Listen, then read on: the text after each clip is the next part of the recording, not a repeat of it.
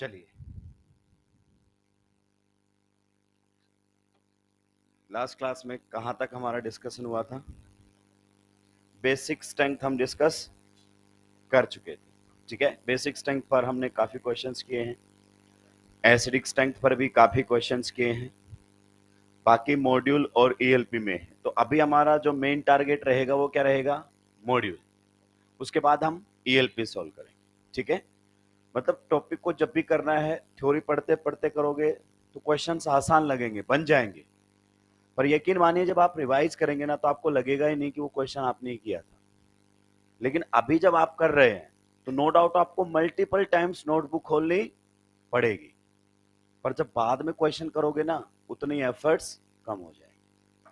क्योंकि मैं तो पढ़ाने के बाद भी नहीं बताता कि ये वाला क्वेश्चन बेसिक स्ट्रेंथ का है या इस कॉन्सेप्ट पे है। कॉन्सेप्ट भी आप ही को ढूंढना कि कैसे इस क्वेश्चन को किया जाए। तो एफर्ट्स लगने दीजिए, कहीं घबराने की जरूरत नहीं है। आइए नेक्स्ट, और काफी ट्रेंडिंग टॉपिक ये हमारे सामने रहता है। जेई मीन्स लगातार क्वेश्चन यहां से पूछ रहा है, एडवांस भी पूछता है, नीट भी जल्दी ही पूछेगा। अगला टॉपिक हमारे सामने है feasibility, feasibility of acid base reactions, feasibility of acid base reactions. Feasibility बोल दीजिए, स्पॉन्टेनिटी बोल दीजिए, एक ही बात कि कौन सी एसिड बेस रिएक्शंस स्पॉन्टेनियस होंगी, कौन सी एसिड बेस रिएक्शंस फिजिबल होंगी, ये हमसे पूछेगा। सर स्पॉन्टेनियस फिजिबल होने का मतलब क्या है? हम यहां पर वीक एसिड और वीक बेस की बात करेंगे। ये आपको चैप्टर आयोनिक में भी देखने को मिलेंगी, बफर सॉल्यूशन वगैरह जब आप पढ़ेंगे। ठीक है, तो क्या होता है कि बहुत सारे केमिकल रिएक्शंस 100% कंप्लीशन की तरफ नहीं जाती, कंप्लीट होने से पहले ही उनमें इक्विलिब्रियम आ जाता है। इक्विलिब्रियम का मतलब rate of forward reaction, rate of backward reaction आपका बराबर हो जाएगा, और वहां पर नो नेट रिएक्शन, कोई रिएक्शन हो ही नहीं होगी। जो आपके रिएक्टेंट्स हैं और प्रोडक्ट्स हैं उनकी मोलर कंसंट्रेशन कांस्टेंट हो जाएगी, बराबर नहीं। अगर आपने इक्विलिब्रियम पढ़ा है तो बराबर नहीं, क्या हो जाएगी? कांस्टेंट हो जाएगी। पहले आप समझिए, ध्यान से सुनिएगा, हम किस प्रकार के यहां पर डील करने वाले। बहुत सारे बच्चों को इस टॉपिक की हवा नहीं लगती है कि एक्चुअली पूछना क्या चाह रहे हो आप इसके अंदर। मान लीजिए ए है, बी है, आपस में क्या किया इन्होंने? रिएक्शन, रिएक्शन करके क्या बना रहे हैं? सी एंड डी। सी भी बन रहा है एंड डी भी बन रहा है। अब आप देखो, ए एंड बी ने रिएक्शन किया, क्या बना? सी एंड डी। और कुछ देर के बाद सी एंड डी आपस में रिएक्शन करके क्या बनाने लग गए वापिस? A and B. यानी कि यहां पर क्या आ गया है? इक्विलिब्रियम। जब आपका इक्विलिब्रियम स्टेब्लिश हो जाएगा तो ये आपके रिएक्शन है, इसको आप बोल सकते रेट ऑफ फॉरवर्ड रिएक्शन, और ये आपके सामने क्या है? रेट ऑफ, यानी कि at equilibrium rate of forward reaction will be equal to rate of, means कोई नेट रिएक्शन नहीं। जितना इन दोनों ने रिएक्ट करके वो बनाना था वो बन चुका है, जितना इन दोनों ने रिएक्ट करके ये बनाना था वो बन चुका है। अब इक्विलिब्रियम के ऊपर आपके सी एंड डी की कंसंट्रेशन क्या हो जाएगी? कांस्टेंट। ए एंड बी की कंसंट्रेशन भी क्या हो जाएगी? कांस्टेंट। मतलब अब आपके रिएक्टेंट्स एंड प्रोडक्ट्स की मोलर कंसंट्रेशन में कोई चेंज नहीं आएगा। मैं ये नहीं कह रहा हूं कि इन सभी की कंसंट्रेशन सेम हो जाएगी, नहीं बोला मैंने, कांस्टेंट हो जाएगी। क्या हो जाएगी? तो अब इक्विलिब्रियम आने से पहले हमें देखना पड़ेगा कि रिएक्शन कितनी हो चुकी थी। जैसे कि ये एरो आपको बता रहा है कि ये रिएक्शन फॉरवर्ड में क्या गई है? ज्यादा, और बैकवर्ड में क्या ही है? कम। मतलब जब आपका इक्विलिब्रियम स्टेब्लिश हुआ होगा उससे पहले आपके मैक्सिमम रिएक्टेंट्स किस में कन्वर्ट हो चुके थे? प्रोडक्ट्स के अंदर कन्वर्ट हो चुके थे। मतलब ये रिएक्शन मेनली कहां पर जा रही है? Forward direction. ये हमें पहचानना है। फिजिबल होने का मतलब क्या? रिएक्शन फॉरवर्ड डायरेक्शन में जा रही है या नहीं जा रही। जैसे एक और रिएक्शन लेते हैं, x प्लस वाई मिलकर अगर अपन बात करना चाहें, मिला बना रहे हैं z and w। z plus क्या बना रहे हैं? w। अब आप देखिए, एक्स एंड वाई ने रिएक्शन किया, क्या बनाना शुरू किया, जेड एंड डब्ल्यू, फिर जेड एंड डब्ल्यू वापस रिएक्ट करके क्या बनाने लगे, एक्स एंड वाई। अब इसको गौर से देखो, ये रिएक्शन फॉरवर्ड में बहुत ही कम गई, थोड़ी सी आगे बढ़ी और तुरंत क्या आ गया, इक्विलिब्रियम। मतलब ये रिएक्शन फॉरवर्ड में नहीं, बैकवर्ड में। मतलब आपकी इक्विलिब्रियम पर इनकी कंसंट्रेशन क्या होगी, ज्यादा, और उनकी कंसंट्रेशन क्या होगी, कम, क्योंकि रिएक्शन फॉरवर्ड में नहीं, बैकवर्ड में आ रही है। तो ये रिएक्शन आपकी स्पॉन्टेनियस नहीं है। स्पॉन्टेनियस का मतलब हमारा बाय डिफॉल्ट फॉरवर्ड से है। भाई हम चाहते थे कि एक्स एंड वाई रिएक्ट करके मैक्सिमम किस में कन्वर्ट हो जाए, जेड प्लस डब्ल्यू। हम तो आगे ले जाना चाहते थे रिएक्शन को, हम बैकवर्ड के लिए थोड़ी रिएक्शन करवा रहे थे। तो जब भी बात होगी स्पॉन्टेनियस होने की, it means by default forward direction की बात की जाएगी, बैकवर्ड की बातें नहीं की जाएगी। ये सारी बातें आपको चैप्टर इक्विलिब्रियम में बताई जाएंगी। आपने इक्विलिब्रियम चैप्टर नहीं पढ़ा है, इसलिए मैंने आपको बता दिया है। तो क्या सर ये वाली बातें होंगी, नहीं, हमारे सामने तो सिंपल एसिड और बेस दिए होंगे, और वो पूछेगा कि ये रिएक्शन स्पॉन्टेनियस है या नहीं है। मतलब रिएक्शन मेनली फॉरवर्ड डायरेक्शन में जा रही है या नहीं जा रही, ये हमसे पूछेगा। और एक कॉन्सेप्ट होता है, अगर आपके रिएक्टेंट साइड कौन है, स्ट्रॉन्ग एसिड प्लस क्या है, स्ट्रॉन्ग बेस, अगर ये आपस में रिएक्ट कर रहे हैं तो ये रिएक्शन आपकी मेनली कहां पर जाएगी, फॉरवर्ड। और क्या बना कर देंगे, हमें बताइए, weak acid plus weak base. तो अगर आपके reactant side strong acid and strong base हैं, दोनों स्ट्रॉन्ग सेम साइड मिलेंगे, ये इसका मतलब क्या हुआ बताइए, इसका मतलब है स्ट्रॉन्ग एसिड। एसिडिक स्ट्रेंथ हम देख लेंगे, इसका मतलब क्या है, स्ट्रॉन्ग बेस। क्या ये पॉइंट क्लियर हुआ? इसका मतलब क्या हुआ, वीक एसिड, ठीक है, प्लस यहां पर इसका मतलब क्या हुआ, वीक बेस।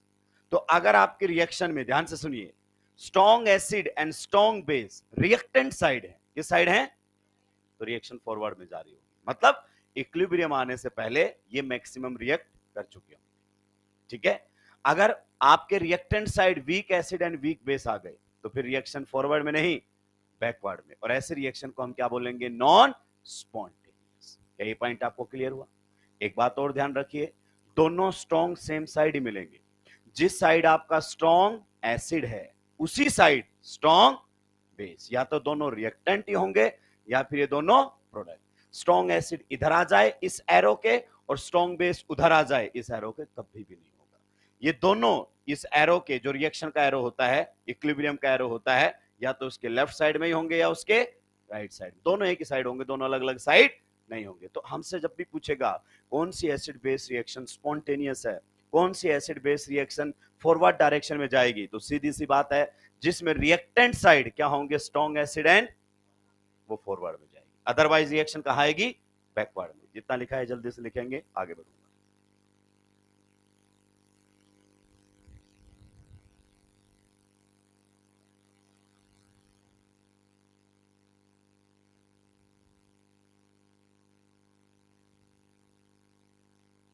मैंने सारी बातें इसलिए बताई है क्योंकि अभी आपने फिजिकल केमिस्ट्री के अंदर केमिकल इक्विलिब्रियम चैप्टर नहीं पढ़ा है। ये सारी बातें आपको वहां पर बताई जाती है, क्या होता है इक्विलिब्रियम, इक्विलिब्रियम के ऊपर क्या क्या देखने को आपको मिलता है।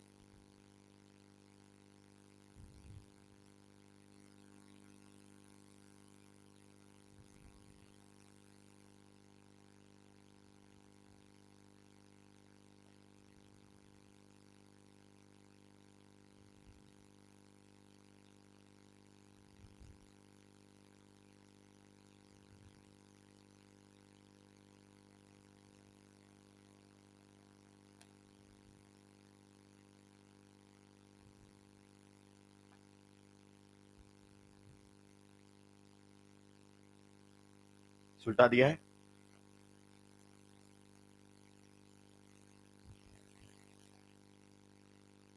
अब सुलटाया। हम कुछ पर्टिकुलर एग्जांपल करेंगे तो आपको चीजों में क्लियरिटी और भी मिलेगी। अब सुलटा दिया है,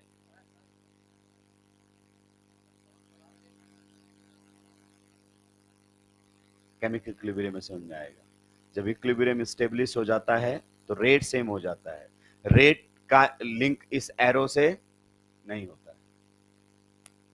फॉरवर्ड में जितने रेट पर रिएक्शन जा रही है, बैकवर्ड में भी उतने ही रेट पर आ रही है, तो मोलर कंसंट्रेशन आपकी कांस्टेंट हो जाती है, सेम नहीं होती है। आपको चैप्टर इक्विलिब्रियम में बताया जाएगा, ठीक है। फिर आपने क्या पढ़ा है केमिकल काइनेटिक्स के अंदर, जब आप क्या लिखते हैं, कॉम्प्लेक्स रिएक्शंस का रेट लो एक्सप्रेशन लिखते हैं, तो आप यही तो लिखते हैं के एफ, या अगर अपन बात करना चाहें के is equal to rate of forward reaction divided by rate of, यही से तो आता है वो। इसका मतलब आपने केमिकल काइनेटिक्स में भी ध्यान नहीं दिया। मैंने बोला था ना आपको पढ़ाता ऑर्गेनिक हूं, क्योंकि पैसे ऑर्गेनिक के लिए। लिखिए इसमें point, the acid base equilibrium, the acid base equilibrium, the acid base equilibrium favors formation of the, favors formation of the, favors formation of the weaker acid, favors formation of the weaker acid and the weaker base, favors formation of the weaker acid और the weaker base। यही point सही है कि नहीं है? बताओ बन कौन रहा है इस रिएक्शन में, ये बन रहे हैं कि वो बन रहे हैं?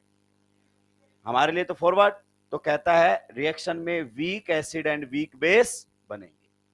क्लियर? यानी कि रिएक्शन स्ट्रॉन्ग से कहां जाएगी? वीक की तरफ। ये बनना पसंद करेंगे, जिधर भी ये होंगे रिएक्शन उधर ही जा रही होगी, स्ट्रॉन्ग से वीक की तरफ। अगला पॉइंट देखिए, the weaker acid and the weaker base, the weaker acid and the weaker base, the weaker acid and the weaker base, the weaker acid and the weaker base are always on the same side of the equation, are always on the same side of the equation, are always on the same side of the equation। इसका मतलब समझ में आया कि दोनों arrow के एक ही side मिलेंगे, या तो राइट हैंड साइड में या लेफ्ट हैंड साइड में। आइए पेन डाउन कर दीजिए, अब इसको समझते हैं। ये जो इतनी देर हमने थ्योरी डिस्कस की है, इसका मतलब क्या है? मान लीजिए ये हमारे सामने एक एल्काइन है, बहुत ही ट्रेंडिंग टॉपिक है, मैं आपको बता रहा हूं, एनसीईआरटी में दी हुई है रिएक्शन। चैप्टर वाइज चलेंगे तब आपको चीजें और समझ में आएंगी। इन दोनों की रिएक्शन करवाई जा रही है, क्लियर? यहां पर Na+ है, NH2-। आप बताइए इसको क्या बोला जाता है? इसको बोला जाता है सोडामाइड। क्या बोला जाता है? सोडामाइड। हालांकि इसमें कोई अमाइड फंक्शनल ग्रुप नहीं है। कहता है बताइए ये दोनों आपस में एसिड बेस रिएक्शन करेंगे या नहीं करेंगे? करेंगे का मतलब रिएक्शन फॉरवर्ड में जाएगी या नहीं जाएगी? तो आप समझिए, इस रिएक्शन के अंदर आप जानते होंगे ये वाला जो हाइड्रोजन है कैसा है? एसिडिक। तो इस रिएक्शन में ये किसका काम कर रहा है बताइए? एसिड का। और ये किसका काम करेगा बताइए? बेस का। और इसमें बेस Na+ है या NH2-? Na+, इसको हम स्पेक्टेट्राइन बोलते हैं। ये रिएक्शन में पार्टिसिपेट नहीं करता, ये नहीं होता तो भी रिएक्शन उसी तरीके से होती। तो ये आपके सामने है NH2-। क्लियर? आइए मैं आपको बता देता हूं एनायन। एनायन किसका काम कर सकता है? एनायन जब भी पूरी ऑर्गेनिक केमिस्ट्री में आपके सामने आएगा तो एनायन 3 काम करते हुए दिखाई देगा। कितने काम करते हुए दिखाई देगा? 3 काम। सबसे पहला काम, वो एसिड बेस रिएक्शन करना चाहेगा। क्या करना चाहेगा? Acid base reaction. Acid base reaction, या फिर इसी को ही मैं कई बार बोल देता हूं डीप्रोटोनेशन। क्या? डीप्रोटोनेशन। आप बताइए प्रोटोनेशन का मतलब H+ का जुड़ना, और डीप्रोटोनेशन का मतलब H+ का हटना। मतलब वो कहीं से एसिडिक हाइड्रोजन को चुराने की कोशिश करेगा। यही पॉइंट आपको क्लियर हुआ? दूसरा काम जो उसका रहेगा, मान लीजिए कोई एसिडिक हाइड्रोजन नहीं है, तो दूसरे नंबर पर जो काम करेगा वो करेगा addition at polar pi bond. Addition at polar pi bond. Polar pi bond के ऊपर एडिशन रिएक्शन करने की सोचेगा। और पोलर पाई बॉन्ड हमारे सिलेबस में एक तो कार्बन ऑक्सीजन, आप जानते हैं there is an difference, there will be partial positive and there will be partial negative. और दूसरा polar pi bond carbon nitrogen में ट्रिपल बॉन्ड दिखेगा। आप जानते हैं कि नाइट्रोजन की एन क्या होती है? ज्यादा। तो इन पर एडिशन करने की कोशिश करेगा। तीसरा काम अगर अपन बात करना चाहें तो तीसरा काम करने की कोशिश करेगा, या तो वो SN2 रिएक्शन करेगा यानी कि न्यूक्लियोफिलिक सब्स्टिट्यूशन, या फिर वो E2 रिएक्शन करने की कोशिश करेगा मतलब एलिमिनेशन। एनआईन ये काम करता हुआ पूरी ऑर्गेनिक केमिस्ट्री में आपको दिखाई देगा। जिन लोगों को लास्ट ईयर की बातें याद हैं वो अच्छे से रिकॉल कर पा रहे होंगे कि हाँ ऐसा ही कुछ करता हुआ नजर आता है। अभी आपको ध्यान देना है कि बस ये तीन काम कर सकता है। बहुत सारे बच्चों को SN2 क्या होता है, E2 क्या होता है भी क्लियर नहीं होगा, तो घबराने की जरूरत नहीं। हम पहले वाले पार्ट पर फोकस करें। कौन से वाले पार्ट पर? पहले वाले पार्ट पर। तो ये आपके सामने कौन है? NH2 minus. तो NH2 माइनस का पहला काम होता है डीप्रोटोनेशन, कि जो रिएक्टेंट है अगर उसके पास एसिडिक हाइड्रोजन है तो उसको चुराने की कोशिश करेगा। तो ये देखिए यहां से NH2 माइनस इसको चुराएगा इस प्रकार से। जो एसिड बेस रिएक्शन होती है वो कुछ इस प्रकार से होती है। एसिड रिएक्शन में क्या देता है? H प्लस, और बेस रिएक्शन में क्या करता है? H प्लस को एक्सेप्ट करता है, लेकिन कभी भी H प्लस फ्री एग्जिस्ट नहीं करता है। तो रिएक्शन आपकी कुछ इस प्रकार से हो रही होगी। आप बताइए अगर आपने यहां से H प्लस हटा दिया है तो आप लोगों के सामने ये बनकर आ जाएगा। H प्लस हटा दिया है तो बताइए एसिड का रिएक्शन में क्या बनता है? एसिड का क्या बनता है रिएक्शन में? Conjugate base. लेकिन आपने ध्यान नहीं दिया, आप तो ये बोल देते हो H प्लस हटा दे कॉन्जुगेट बेस। उस H प्लस को लेता कौन है? बेस।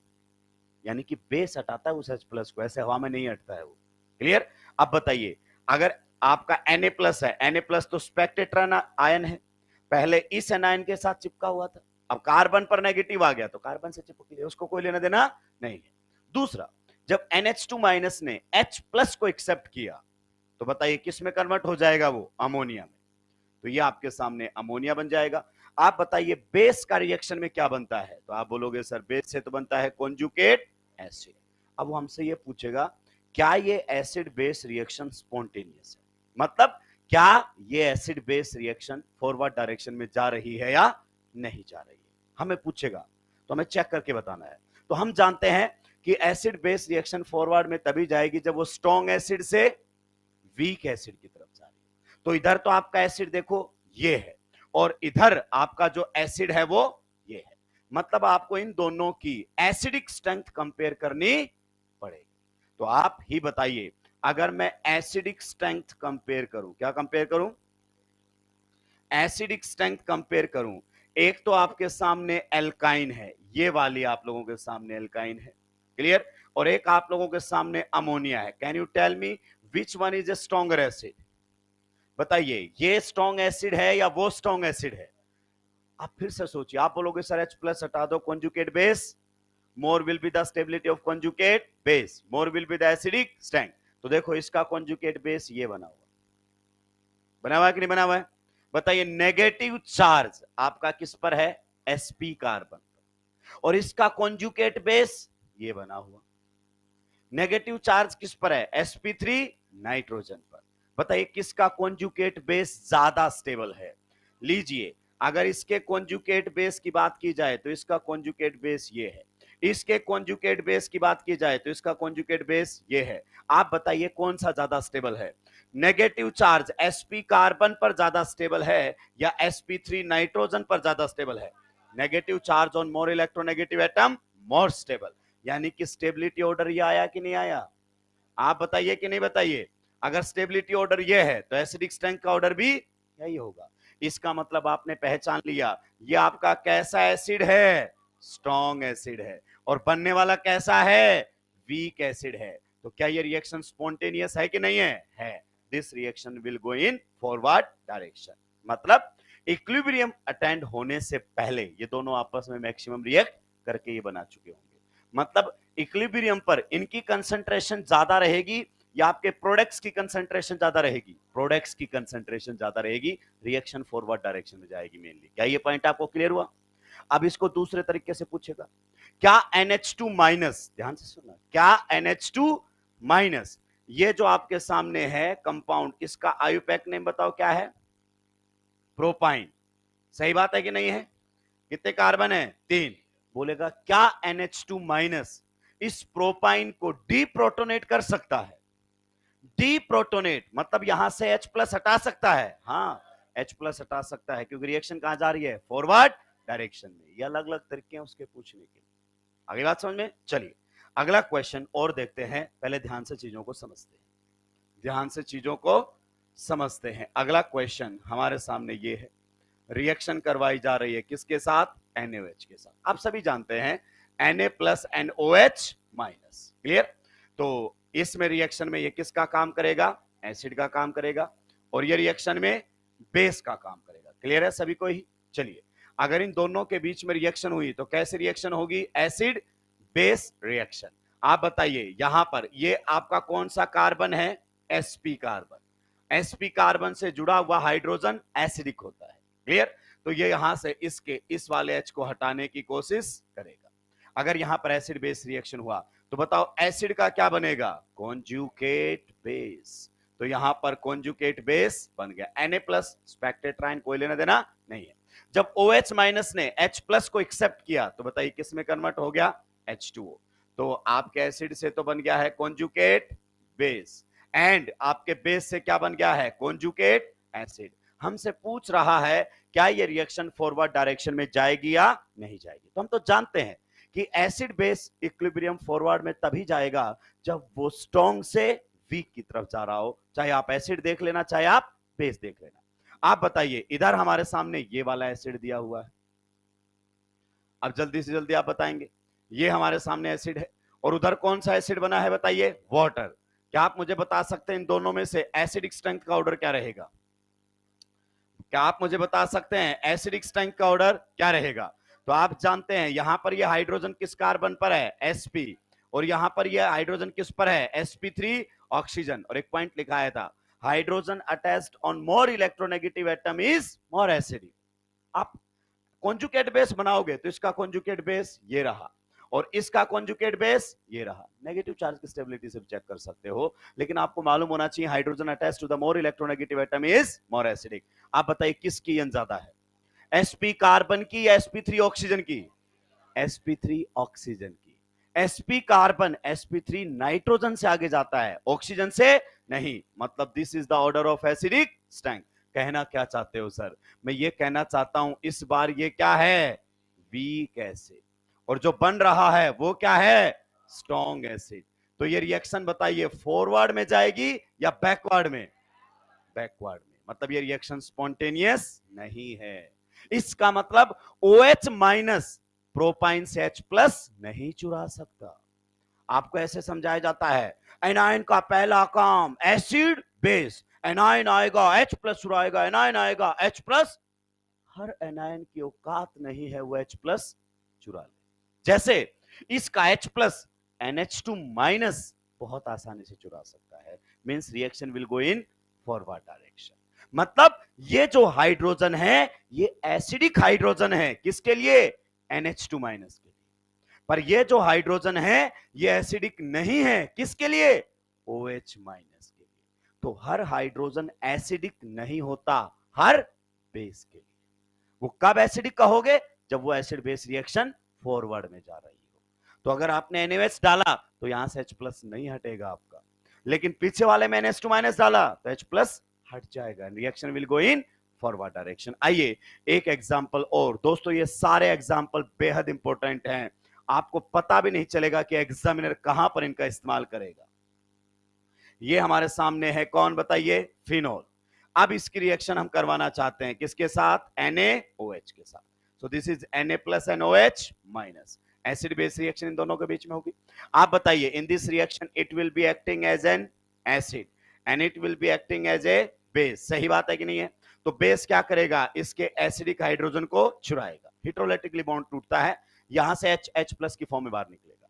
तो अगर रिएक्शन हुई तो बताइए एसिड का तो क्या बन जाएगा? Conjugate base. सही बात है कि नहीं है? तो ये आप लोगों के सामने बन गया है। इसको हम बोल देते हैं सोडियम फिनॉक्साइड। क्या बोल देते हैं? Sodium phenoxide. फिनोल का कॉन्जुगेट बेस फिनॉक्साइड कहलाता है।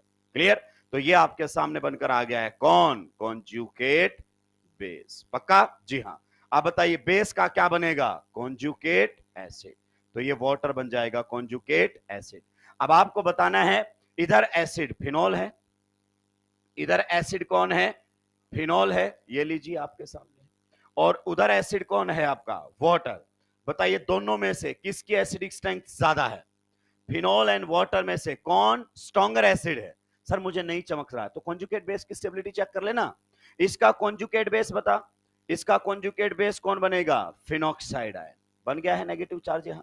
उसका कॉन्जुगेट बेस कौन बनेगा? Hydroxide ion. ना कंपेयर कीजिए दोनों में से किसकी स्टेबिलिटी ज्यादा है। तो देखो नेगेटिव चार्ज ऑक्सीजन पर, नेगेटिव चार्ज यहां, नेगेटिव चार्ज आपका रेजोनेंस पर, यहां पर रेजोनेंस स्टेबलाइज। इसका मतलब इसकी स्टेबिलिटी सही बात है कि गलत बात है?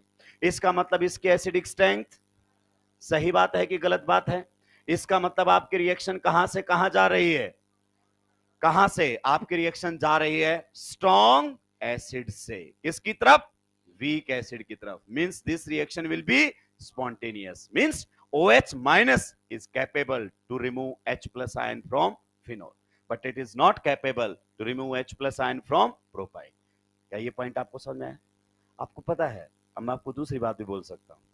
इक्विलिब्रियम स्टेबिलिटी को फेवर करता है। किसको फेवर करता है? स्टेबिलिटी को। इक्विलिब्रियम उधर शिफ्ट होता है जिस साइड ज्यादा स्टेबल स्पीशीज बन रही हो। क्या बन रही हो? ज्यादा स्टेबल स्पीशीज बन रही हो, चाहे वो एनायन हो चाहे वो केटायन हो। जिस साइड ज्यादा स्टेबल बन रही होंगी ना, स्टेबल चीज बनना पसंद करेगी। तो देखो यहां पर नेगेटिव किस पर है और यहां पर नेगेटिव किस पर है?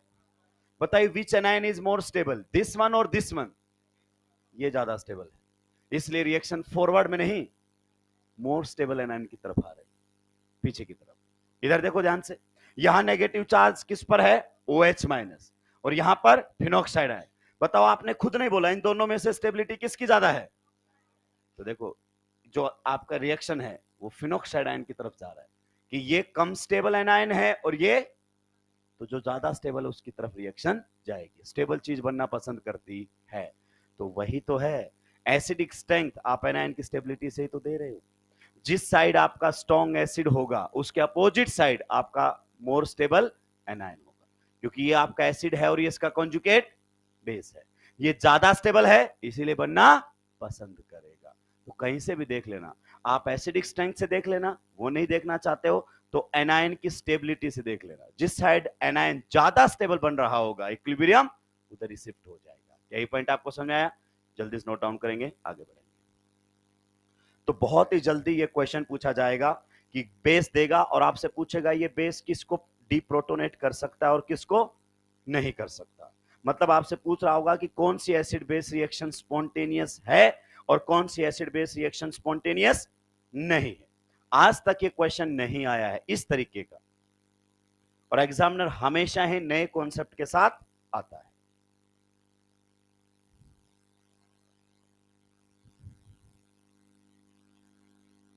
जल्दी जल्दी सुलटाएंगे भाई।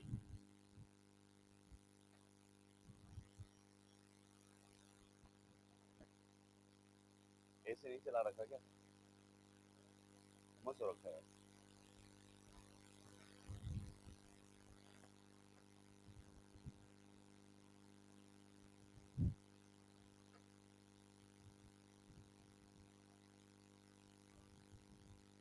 सुलटा दिया है। एक ही रिएक्शन थी, कभी तुम फिर से लिख लो, ये लिख चुके हो यहां तक, तुम्हें कोई नहीं फर्क पड़ता, फिर यहीं से शुरू कर दोगे। आधे तो नींद में है।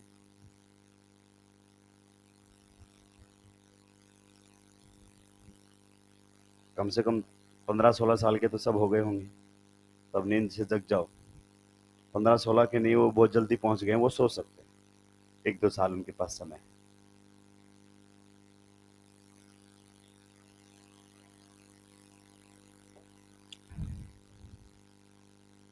सुलटा दिया है। स्पॉन्टेनियस रिएक्शन का मतलब रिएक्शन क्या फॉरवर्ड डायरेक्शन में जाएगी। फिजिबल रिएक्शन का मतलब क्या रिएक्शन फॉरवर्ड डायरेक्शन में जाएगी। हमेशा हम किससे बात करते हैं? फॉरवर्ड। क्या आपके रिएक्टेंट आपस में मिलकर प्रोडक्ट बना रहे होंगे या नहीं? Can we move to the next slide? और धीरे धीरे लिखो। कलर कॉम्बिनेशन यही इस्तेमाल में लेना, क्या पता कि यहीं पर कृपा रुक जाए कि येलो कलर आपने इस्तेमाल में लिया था, नहीं, बस वहीं से समझ में आना बंद हो गया, कृपा वहीं रुक गई थी। आगे बढ़ सकता हूं? जितना मैंने लिखा उतना ही लिखा है कि कुछ अपने से भी ऐड कर रहे हो? अपने से? हम भी तो 3-4 सालों से पढ़ रहे हैं, तो आपसे 2-4 बातें हम भी ज्यादा जानते हैं, तो हम वो तो लिखेंगे ही लिखेंगे।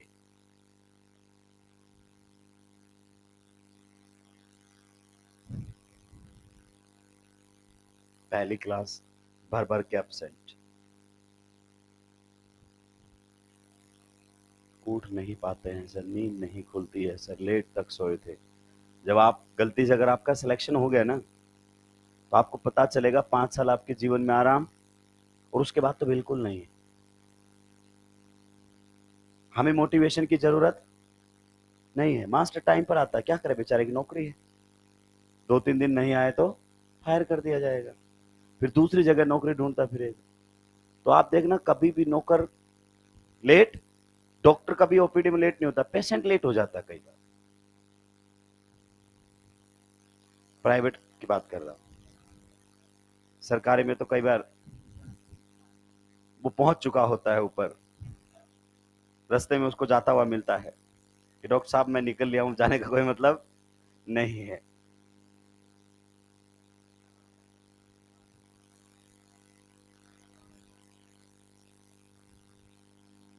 पर ऐसे बहुत कम डॉक्टर होते हैं, क्योंकि आप 5 साल जब रहेंगे, 5 साल में तो कुछ होगा नहीं, एमबीबीएस को आज कोई पूछता ही नहीं है। पोस्ट ग्रेजुएशन तो आपको करनी ही पड़ेगी, ठीक है। तो आप इतने प्रोफेशनल हो जाएंगे कि डिले नाम की चीज आपकी हैबिट में होगी ही नहीं।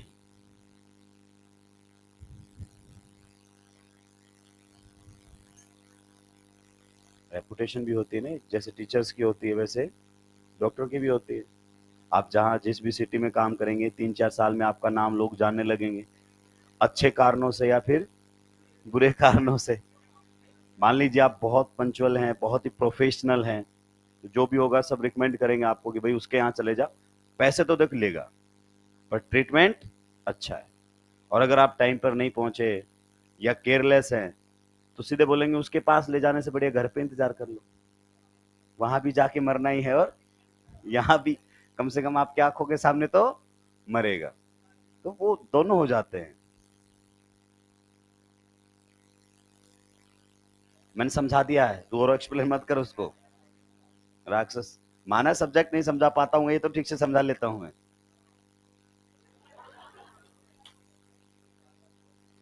सुलटा दिया है।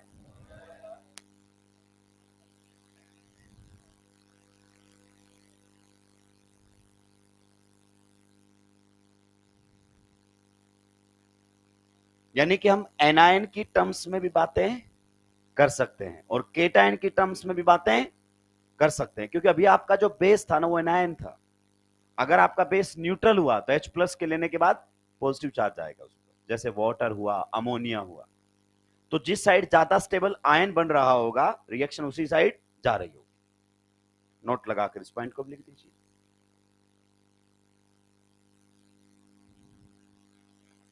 Acid base reaction, acid base reaction, acid base reaction favors the formation of, acid base reaction favors the formation of, acid base reaction favors the formation of more stable ion, acid base reaction favors the formation of more stable ion। Bracket में लिखो cation oblique anion, cation oblique anion. जिस side ज्यादा stable ion बन रहा होगा, reaction उसी side जा रही होगी। आप देखो इधर एक OH माइनस है और एक फिनॉक्साइड आयन है, ज्यादा स्टेबल कौन है, फिनॉक्साइड, तो रिएक्शन फिनॉक्साइड की तरफ जा रही है। ठीक है, चलिए ये हमारी बातें हो गई। अब कुछ ऐसा भी हमारे पास बेस आने वाला है और उसका कॉन्जुगेट एसिड आने वाला है, जिनका एसिडिक स्ट्रेंथ कंपैरिजन में हमने कोई डिस्कशन नहीं किया है। आइए उसको थोड़ा सा हम जान लेते हैं, वहां से काफी क्वेश्चंस बनते हैं। दूसरा पॉइंट, क्या सर वो बात एनसीईआरटी की है, तो मैं आपको बता दूं एनसीईआरटी की है। तो सर आप बताते नहीं कहां पर क्यों है? क्योंकि मैं जैसे जैसे बताता हूं, लोग फिर उसको पेज नंबर के साथ लिखवाने लगते हैं, उनको भी पता लग जाता है अच्छा यहां से बतानी है ये बात। तो अब ऐसे चलते हैं कि एनसीईआरटी में रहो ढूंढते आप। आइए देखिए, अपने पास कोई एसिड है HA, हमें नहीं पता कौन सा एसिड है, क्लियर। मान लिया भी कोई HA एसिड है, इस प्रकार से सभी का ध्यान बोर्ड पर होना चाहिए, छापने पर ज्यादा ध्यान नहीं देंगे, इससे वैरायटी ऑफ क्वेश्चंस बनते हैं। जेईई मेंस 2025 में भर भर के क्वेश्चंस आपके पेपर में भी आ सकते हैं। हम रिएक्शन करवा रहे हैं किसके साथ, हम रिएक्शन करवा रहे हैं NaHCO3 के साथ। आप पहले तो इसके नाम बताइए, क्या बोल सकते हो आप इसको, आप इसको बोल सकते हो सोडियम, सोडियम बाई कार्बोनेट, बिल्कुल सही बात है। और भी इसका नाम बोला जा सकता है, जरा बताओ मुझे, sodium, sodium hydrogen carbonate, sodium hydrogen carbonate, किसी भी नाम से इसको पुकारा जा सकता है। ज्यादातर आप सोडियम बाइकार्बोनेट सुनते हैं, तो सोडियम बाइकार्बोनेट लिखा हुआ मिले या सोडियम हाइड्रोजन कार्बोनेट लिखा हुआ है, दोनों का मतलब क्या है, सेम। आइए दोस्तों मैं इसको थोड़ा सा और अच्छे से आपको समझाता हूं। ये कुछ इस प्रकार से है, Na+, आप जानते हैं जो सोडियम और पोटेशियम है वो कोवेलेंट बॉन्ड फॉर्मेशन नहीं करते, मतलब बॉन्ड नहीं बनाएंगे, आयोनिक फॉर्म करते हैं, वो कोवेलेंट बॉन्ड नहीं बनाते हैं। तो Na+ है, तो जाहिर सी बात है बचे हुए पार्ट पर क्या रहेगा, HCO3-। क्या ये पॉइंट आपको समझ आ गया, क्लियर। अगर आप इसको ठीक से और इसकी स्ट्रक्चर पर ध्यान दोगे दोस्तों, तो इसकी स्ट्रक्चर किस प्रकार की होने वाली है आप बताइए। ऑक्सीजन के साथ अगर अपन बात करना चाहें, कार्बन के कितने बॉन्ड बने हुए हैं, हाइड्रोजन के साथ बॉन्ड बना दोगे तो बाकी बॉन्ड राक्षसों बनेगा, कैसे, कुछ भी बोलते रहते हो तुम लोग। ये आप लोगों के सामने है, यहां पर OH और यहां पर है O-, क्लियर। ये आप लोगों के सामने कुछ इस प्रकार से है, अगर H जुड़ जाएगा तो यही बन जाएगा आपका carbonic acid, that is H2CO3। तो आप समझिए ये किसका काम करने वाला है रिएक्शन में, बेस का। किसका काम करने वाला है, बेस का काम करने वाला है। तो रिएक्शन में यहां पर कोई ना कोई क्या दिया होगा, एसिड, और ये रिएक्शन में क्या दिया होगा, बेस, क्लियर। आप बताइए रिएक्शन कैसे होगी, आपका बेस, इसको ऐसे लिख देता हूं Na+HCO3-। बताइए यहां से क्या चुराएगा, H+।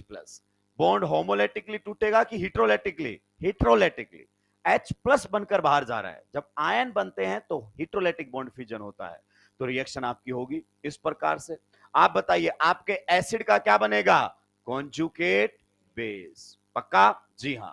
और आपके बेस का क्या बनेगा, Na+ तो स्पेक्टेड ट्रायन है, साथ घूम रहा है, बेस का क्या बनेगा आप बताइए, कॉन्जुगेट एसिड। तो एक H और आपका आकर जुड़ जाएगा कि नहीं जुड़ जाएगा, ये आपके सामने बनेगा, तो ये रहेगा आपका कॉन्जुगेट बेस और ये रहेगा आपका कॉन्जुगेट एसिड। क्या ये पॉइंट आपको समझ में आ गया, किसी को कोई दिक्कत आपत्ति परेशानी।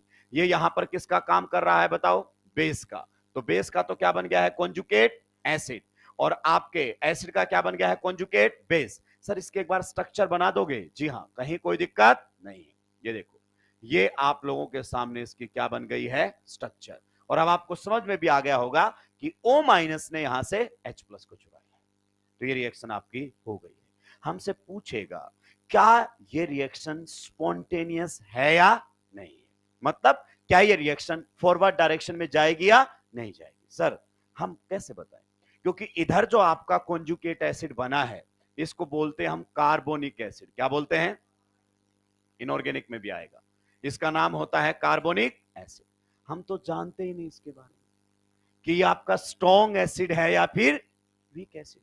कंपैरिजन कैसे करेंगे भाई, आपने अल्कोहल का कंपैरिजन करवाया, फिनोल का कंपैरिजन करवाया, कार्बोक्सिलिक एसिड का कंपैरिजन करवाया, सल्फोनिक एसिड का कंपैरिजन करवाया, तो ये बातें तो हम बहुत आसानी से कर सकते हैं, पर हम ये नहीं जानते कि ये किससे स्ट्रॉन्ग है और किससे, तो मैं कैसे कंपेयर कर पाऊंगा। हाँ आप मुझे ये बता देना कि गिवन एसिड स्ट्रॉन्ग था या बनने वाला एसिड स्ट्रॉन्ग है, तो फिर मैं बता दूंगा रिएक्शन फॉरवर्ड में जाएगी या बैकवर्ड। अगर आपका ये स्ट्रॉन्ग रहा होगा तो रिएक्शन फॉरवर्ड में जाएगी, अगर ये बनने वाला स्ट्रॉन्ग रहा होगा तो रिएक्शन बैकवर्ड डायरेक्शन में जाएगी। क्या ये पॉइंट आपको समझ में आ गया, क्लियर। अभी हम मान लेते हैं कि जो ये हमने लिया था वो कैसा एसिड था, स्ट्रॉन्ग, कैसा था, और ये जो बना है ये कैसा एसिड है, वीक एसिड। इसका मतलब रिएक्शन कहां जा रही होगी, ये फॉरवर्ड डायरेक्शन में, मतलब H2CO3 की फॉर्मेशन होगी। और जैसे ही H2CO3 रिएक्शन में बनेगा दोस्तों, तो ये टूट जाता है किसमें, H2O प्लस CO2 में अनस्टेबल होता है और रिएक्शन में CO2 गैस रिलीज होगी। कौन सी गैस रिलीज होगी? CO2 gas. तो कई बार आपसे क्वेश्चन यह भी पूछेगा कि कौन सा एसिड NaHCO3 के साथ रिएक्ट करके CO2 गैस रिलीज हो करवाएगा। तो आप बताइए CO2 गैस रिलीज किससे हो रही है? CO2 गैस रिलीज तो आपके कॉन्जुगेट एसिड से हो रही है, और ये तो तभी बनेगा ना जब रिएक्शन फॉरवर्ड डायरेक्शन में जाएगी। क्या ये पॉइंट आपको समझ में आ गया है?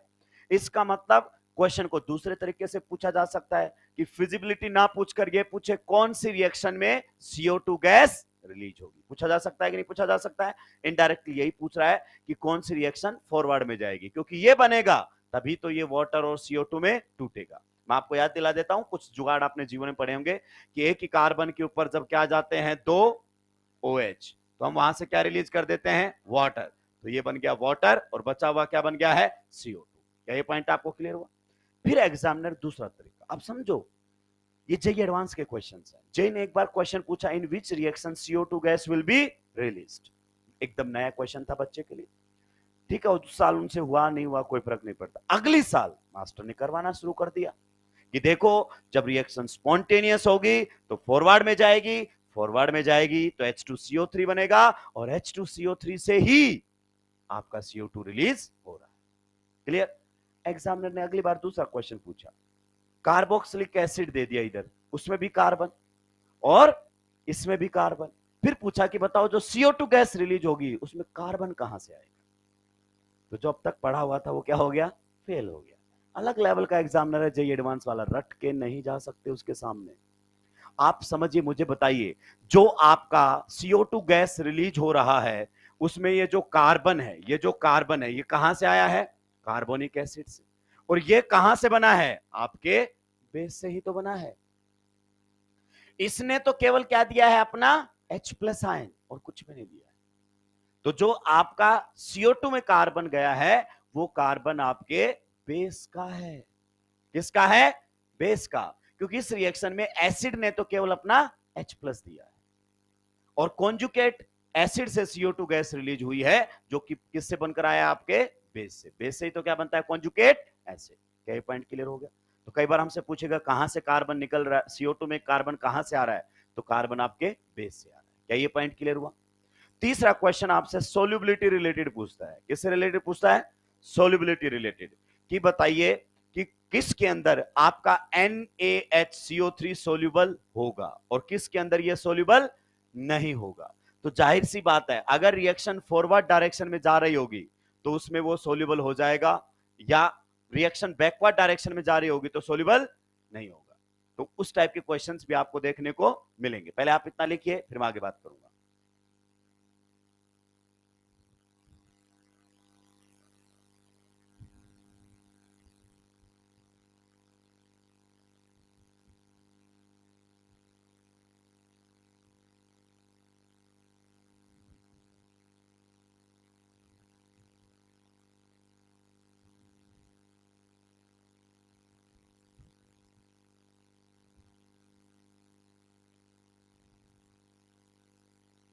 जल्दी जल्दी सुलटाएंगे भी।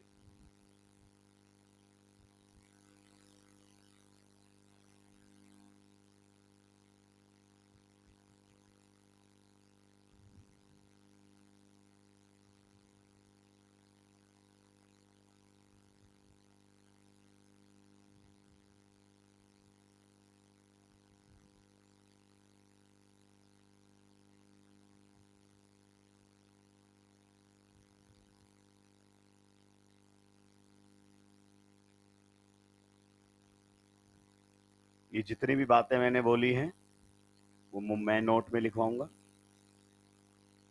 और फिर हम रिएक्शंस में इनको अप्लाई भी करेंगे। रटने वाली बातें अगर हम कम से कम रखेंगे तो बेटर रहेगा। ठीक है? हम क्या करते हैं, रटते रहते हैं चीजों को। रटने का जिस दिन पढ़ाया जाता है उस दिन तो फायदा है, 5 दिन बाद याद भी नहीं आएगा।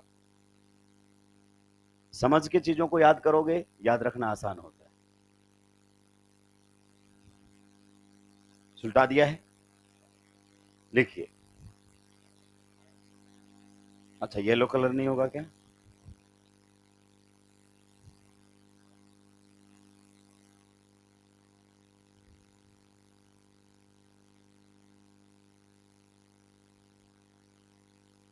टेक्निकली इस H प्लस को किसने लिया है? O minus. तभी तो देखो ये बन गया, H यहां पर लग गया कि नहीं लग गया? ये तो कंडेंस फॉर्म लिखी हुई है। चलिए अब लिखिए, and given acid will react with and given acid will react with and given acid will react with NaHCO3 and given acid will react with NaHCO3 or Na2CO3 और Na2CO3। वो तो क्या था? Sodium bicarbonate. और ये क्या है? Sodium. दोनों के साथ एक ही कहानी है। And given acid will react with NaHCO3 और एंड लिखवाया गया और Na2CO3 and release CO2 gas and release CO2 gas and release CO2 gas if if it is stronger than if it is stronger than if it is stronger than H2CO3 if it is stronger than H2CO3 ये बनने वाला acid है। if it is stronger than H2CO3 bracket में लिखो carbonic acid. Carbonic acid आपका given acid अगर carbonic acid से stronger है तभी वो Na2CO3 के साथ रिएक्ट कर पाएगा या फिर आपके NaHCO3 के साथ रिएक्ट कर पाएगा। क्लियर है? नेक्स्ट पॉइंट लिखिए, and given acid will be soluble in and given acid will be soluble in and given acid will be soluble in and given acid will be soluble in aqueous NaHCO3 aqueous NaHCO3 will be soluble in aqueous NaHCO3 if it is stronger than if it is stronger than if it is stronger than H2CO3 if it is stronger than H2CO3 bracket में लिखो carbonic acid. Clear? चलिए, बहुत अच्छी sir आपने बातें बताई, लेकिन बात अभी भी अधूरी है। हमें नहीं मालूम है कि H2CO3 किससे स्ट्रॉन्ग है और किससे वीक है।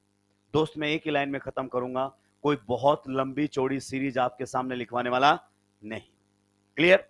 आपका जो H2CO3 है उसकी एसिडिक स्ट्रेंथ आपके पैरानाइट्रोफिनोल के लगभग बराबर होती है। ये हमारे सामने कौन है? पैरानाइट्रोफिनोल। ये हमारे सामने है पैरानाइट्रोफिनोल। समझना मेरी बात को, ठीक है? और ये आपका कौन है? H2CO3। ये पैरानाइट्रोफिनोल से हल्का सा ज्यादा एसिडिक होता है, हल्का सा ज्यादा एसिडिक। मतलब ये कैसे पता चला सर आपको? इनकी पीके वैल्यू से। तो हमें इनकी पीके याद करने की जरूरत नहीं है, पीके भी तो एसिडिक स्ट्रेंथ ही तो बताता है।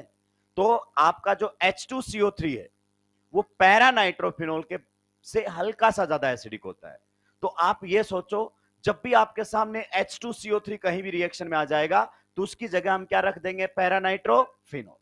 तो अगर आपका गिवन एसिड पैरानाइट्रोफिनोल से स्ट्रॉन्गर है तो फिर वो आपका H2CO3 से भी स्ट्रॉन्गर है, और गिवन एसिड पैरानाइट्रोफिनोल से वीकर एसिड है तो फिर वो H2CO3 से भी वीकर एसिड है।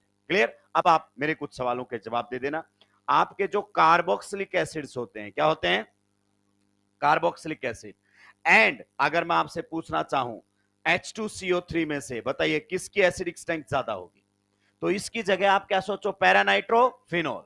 आपके पैरानाइट्रोफिनोल से स्ट्रॉन्ग एसिड होते हैं कौन? Carboxylic acid. हालांकि पिक्रिक एसिड आपका थोड़ा सा ज्यादा हो जाता है, लेकिन इससे तो ज्यादा ही एसिडिक होते हैं।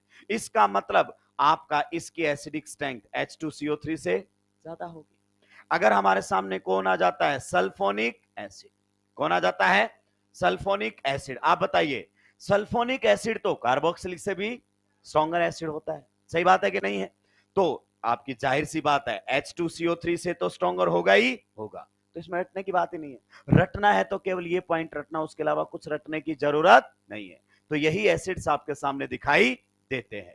कुछ और भी एसिड्स होते हैं, जैसे इनऑर्गेनिक एसिड हो गए, भाई उनकी एसिडिक स्ट्रेंथ ज्यादा होती है इनऑर्गेनिक एसिड्स की। मतलब अगर अपन बात करना चाहें H2SO4, it's a very strong acid. आप समझिए, आप अगर अपन बात करना चाहें अल्कोहल, वाटर, ये एसिडिक नेचर है। एसिडिक नेचर मतलब कंपैरेटिव, वाटर और अल्कोहल में ज्यादा एसिडिक कौन है? वाटर। हमने देखा, पर वाटर हम पीते हैं कुछ नहीं होता है, मतलब रिलेटिव कंपैरिजन कर रहे हैं हम। लेकिन H2SO4 के कांटेक्ट में भी आ गए, निपटा देगा आपको। आप जानते हैं इनके बर्निंग इफेक्ट होते हैं, अगर आपकी स्किन के ऊपर H2SO4 गिर गया, निपटाएगा। बहुत ही स्ट्रॉन्ग एसिड्स होते हैं। तो जहां पर भी आपका एसिड लिखा होता है वहां पर बड़े बड़े शब्दों में वार्निंग लिखी रहती है। हम नहीं समझते थे इन चीजों को। जब भी किसी एसिड को किसी कंटेनर में लेके जाता है ना, तो उसके पीछे वार्निंग छपी रहती है कि मेंटेन प्रॉपर डिस्टेंस। जैसे पहले कभी भी आपकी जो नेचुरल गैसेज होती थी किसी कंटेनर में जाती थी, तो वहां लिखा होता था कि भाई इतने फीट का डिस्टेंस मेंटेन कीजिए। लेकिन हम नहीं ध्यान देते हैं, और नहीं ध्यान देने का नतीजा जयपुर में हमने रिसेंटली देखा था। जब एक्सीडेंट हुआ, ब्लास्ट हुआ, सब निपट गए। और ऐसा ही इंसिडेंट अभी रिसेंटली भी आया है कि आपके एसिड से भरा हुआ कंटेनर कार पर गिर गया, ओवरटेक कर रहा था। भाई साहब आप समझ रहे हो, तड़प तड़प के मरना। क्योंकि H2SO4 जब गिरता है हड्डी को भी गला देता है। तो जब वार्निंग साइन कहीं पर लिखे हो इन फ्यूचर जब आप ड्राइविंग करें, तो जब बोला है कि प्रॉपर डिस्टेंस मेंटेन करो, तो करनी चाहिए। माना कि ऐसे एक्सीडेंट कई सालों में एक बार होते हैं, पर जिसके साथ होता है वो बहुत ही दर्दनाक होता है। तो ये वार्निंग साइंस होते हैं। तो ये तो बहुत स्ट्रॉन्ग एसिड है। H2SO4 हो गया आपका। अगर अपन बात करना चाहें HX, ये बहुत ही स्ट्रॉन्ग एसिड है। HNO3, ये सारे के सारे स्ट्रॉन्ग एसिड हैं। इनफैक्ट ये इतने स्ट्रॉन्ग हैं कि अगर आपने इनके वेपर्स इनहेल कर लिए तो आपके लंग्स को निपटा देते हैं। ये एसिड इंडस्ट्री में काम करने वाले मैक्सिमम मजदूर को कुछ समय के बाद लंग्स की प्रॉब्लम हो जाती है, दिक्कत, क्योंकि सांस के साथ वेपर जाते हैं तो लंग्स को छलनी करना शुरू कर देते हैं। ऐसा ही एक और एसिड आपका होता है जिसको हम स्टायरिक एसिड के नाम से जानते हैं। ये भी आपका काफी स्ट्रॉन्ग एसिड होता है। हम इसका एसिडिक स्ट्रेंथ में कंपैरिजन नहीं करते, पर इसकी एसिडिक स्ट्रेंथ ऑलमोस्ट ऑलमोस्ट आपके सल्फ्यूरिक एसिड के बराबर होती है। मतलब ये सारे के सारे एसिड आपके किससे ज्यादा स्ट्रॉन्गर एसिड हैं? H2CO3 से। पर ये पूछता नहीं है नीट वाला कभी भी, उसका मेन फोकस इन्हीं पर ही होता है, ऑर्गेनिक एसिड्स जिनकी एसिडिक स्ट्रेंथ आप पढ़ते हैं। तो यानी कि अगर आपका गिवन एसिड पैरानाइट्रोफिनोल से स्ट्रॉन्गर है, तो वो फिर आपका H2CO3 से भी स्ट्रॉन्गर होगा। रिएक्शन हो जाएगी, फॉरवर्ड डायरेक्शन में जाएगी, CO2 गैस भी रिलीज हो जाएगा, और वो आपका जो एसिड है वो आपका एक्वस NaHCO3 में सोल्यूबल भी हो जाएगा। आइए, हवा में की गई बातों का कोई मतलब नहीं है, समझते हैं क्वेश्चंस के थ्रू। जरा ध्यान से सुनेंगे, सभी का ध्यान इधर होना चाहिए। हमारे सामने दिया गया है पिक्रिक एसिड। कौन दिया गया है? Picric acid. आप सभी जानते हैं इसको, काफी स्ट्रॉन्ग एसिड है ये। क्लियर? ये है पिक्रिक एसिड। पिक्रिक एसिड, इसकी रिएक्शन करवा रहा हूं किसके साथ? NaHCO3 के साथ। तो हमसे पूछना चाहता है क्या ये रिएक्शन स्पॉन्टेनियस होगी या नहीं होगी, क्या इस रिएक्शन में CO2 गैस रिलीज होगी या नहीं होगी। तो आप एक बार रिएक्शन करवाइए।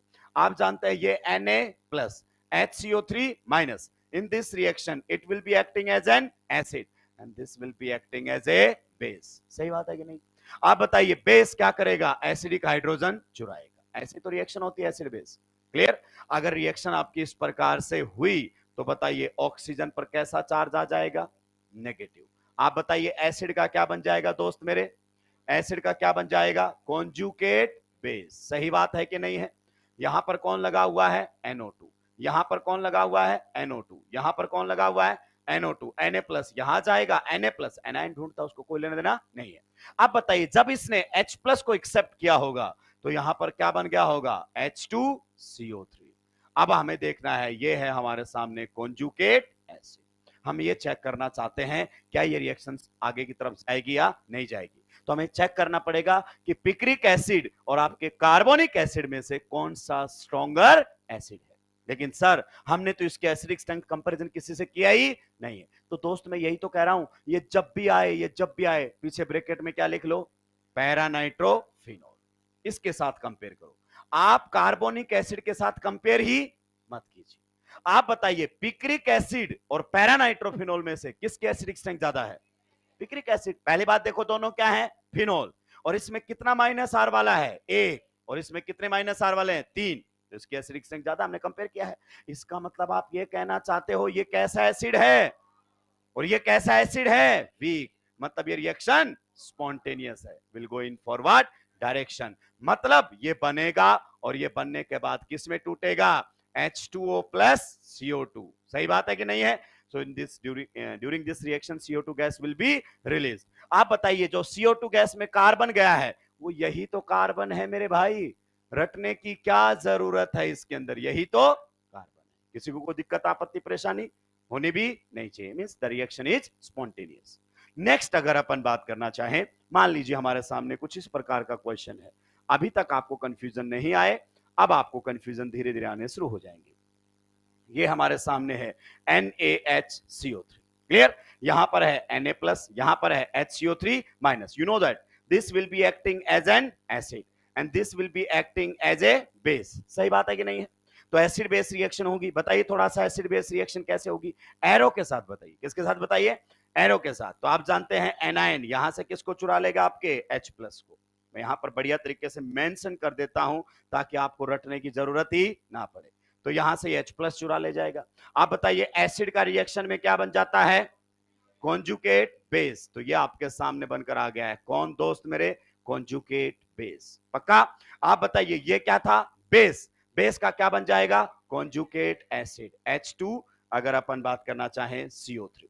मेरा पहला सवाल आपसे ये है, आप बताइए रिएक्टेंट साइड स्ट्रॉन्ग एसिड है या प्रोडक्ट साइड। तो सर ये आपके सामने है बना हुआ कॉन्जुगेट एसिड। सर मैं इससे कंपेयर करना नहीं जानता, कोई दिक्कत नहीं है, तो इसकी जगह क्या लिख लें, पैरानाइट्रोफिनॉल। तो आप मुझे बताइए पैरानाइट्रोफिनॉल और आपके एसिटिक एसिड में किसकी एसिडिक स्ट्रेंथ ज्यादा है? This is carboxylic acid and this is phenol. हम कंपैरिजन कर चुके हैं, इसकी एसिडिक स्ट्रेंथ ज्यादा है, मींस ये कैसा एसिड है, स्ट्रॉन्ग, और ये कैसा एसिड है, weak, means reaction will go in forward direction. क्या ये पॉइंट आपको समझ में आ गया है? मतलब ये बनेगा तो आगे टूटेगा भी किसमें, H2O plus CO2। और अब एग्जामिनर पूछेगा कि बताइए CO2 गैस कहां से, कार्बन कहां से आ रहा है। तो अभी तक तो ये क्लियर था, लेकिन अब बच्चे को इसमें भी कार्बन दिखते हैं, दिख रहे हैं कि नहीं दिख रहे हैं? तो पूछ रहा है कि बताओ CO2 गैस में जो कार्बन गया वो यहां से गया कि यहां से गया। तो थोड़ा सा दिमाग पर जोर डालो ना यार, बेस किस में कन्वर्ट हुआ है, कॉन्जुगेट, तो ये कन्वर्ट हुआ है इसके अंदर। तो जो CO2 गैस में कार्बन जा रहा है वो इसी का तो जा रहा होगा। इस पूरी रिएक्शन में इसने केवल H प्लस दिया है, उसके अलावा कुछ भी नहीं दिया है। तो ये जो कार्बन है ना, इसको अलग अलग तरीके से पूछेगा, ये कार्बन यहां था, यही कार्बन यहां है, और यही कार्बन यहां है। क्या ये पॉइंट आपको क्लियर हुआ? भाई साहब ये दोनों क्वेश्चंस आए हुए हैं जे एडवांस के अंदर, मास्टर ने बहुत बढ़िया तरीके से रटवा दिया कि देखो अब करो जे का क्वेश्चन। कई बार नीट वाले स्टूडेंट्स क्या करते हैं, जे का क्वेश्चन करके खुशियां मना रहे होता है कि देखो हमारे सर के पढ़ाने से तो जे का क्वेश्चन भी हो गया, आया हुआ, क्योंकि अब तुमसे बन जाएगा ये क्वेश्चन, कॉन्सेप्ट मैंने बता दिया है। जे फिर दूसरी बार उठ कर आया कि अच्छा बहुत बढ़िया तरीके से पढ़ा रहे हो, आओ तुमको और थोड़ा अच्छा सिखाते हैं। क्या सिखाते हैं? तुमको थोड़ा सा अच्छा सिखाते हैं। बेहतरीन क्वेश्चन, मतलब उस एग्जामिनर की जितनी तारीफें की जाएं कम। अब देखना जे एडवांस में रील वाले मोटिवेशन वाले टीचर नहीं चल पाते हैं, क्योंकि उनसे पीवाईक्यू भी नहीं बनेंगे, वहां पर कंटेंट की बातें होती हैं। ये रिएक्शन थी और उसने पूछा in this reaction the gas is released R, is R oblique करके लिखता है वो कि एक भी हो सकती है एक से ज्यादा भी, इस रिएक्शन में कौन सी गैस रिलीज होगी? ऑप्शन रखे SO2, SO3, SO2 plus CO2 and fourth रखा CO2। अब ये तो टॉपिक चल रहा है, जब नहीं चल रहा होता तो बच्चा मैक्सिमम ढूंढता है कि यहां से भी कुछ निकाल देते हैं, यहां से भी कुछ निकाल देते हैं।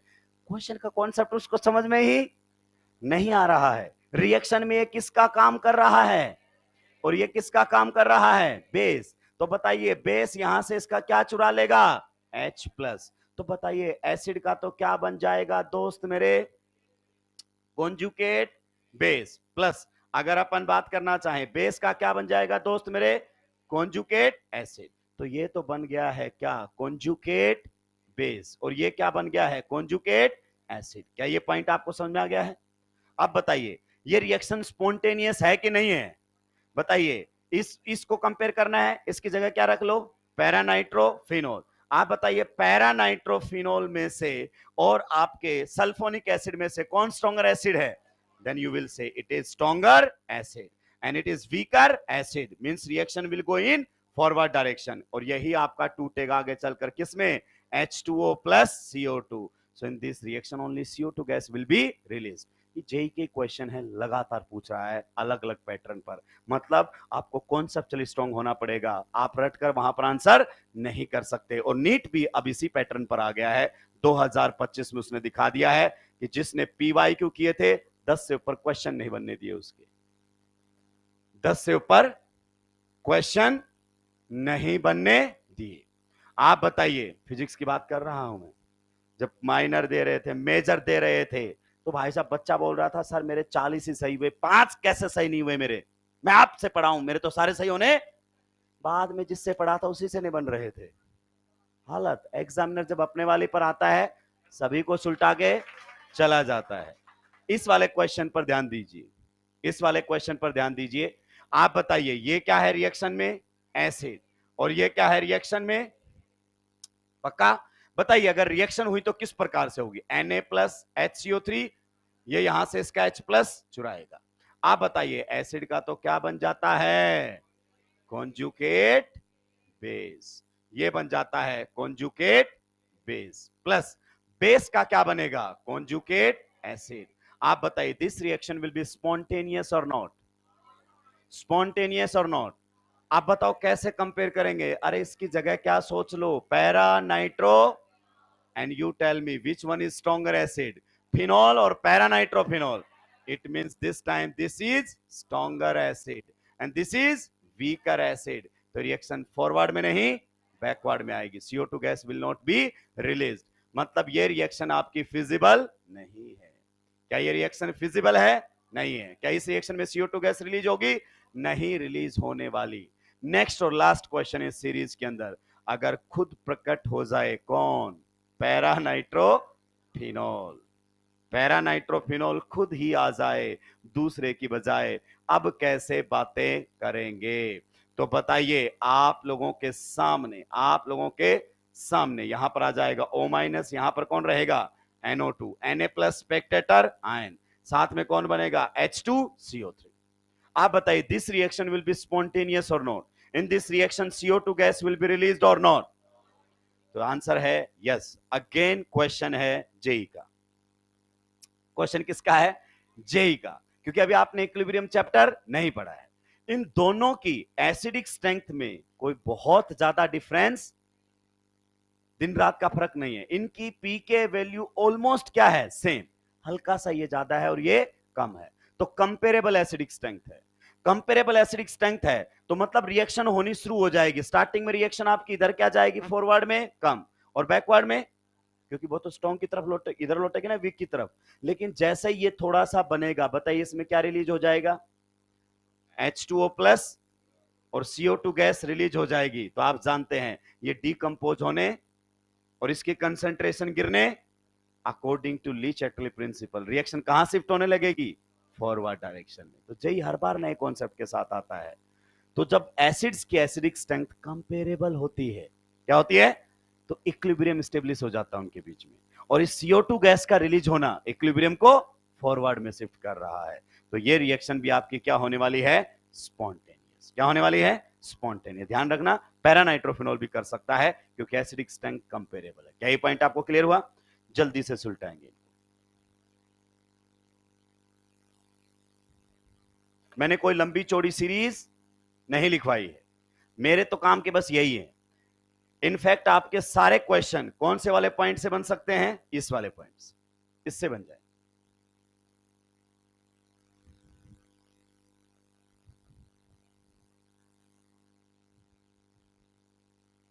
जल्दी जल्दी से उल्टा दीजिए।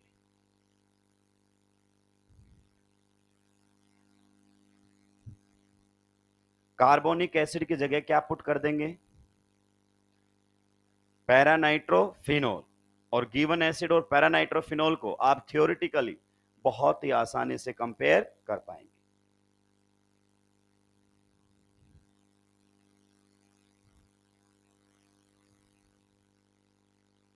जल्दी जल्दी से उल्टा देंगे दोस्तों।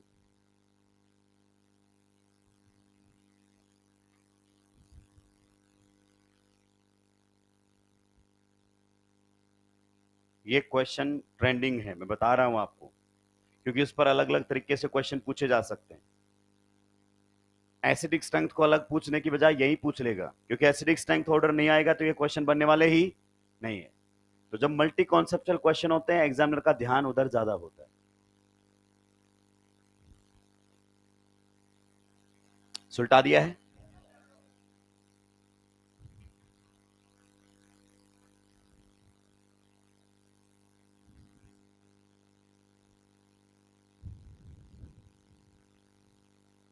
सुलटा दिया है।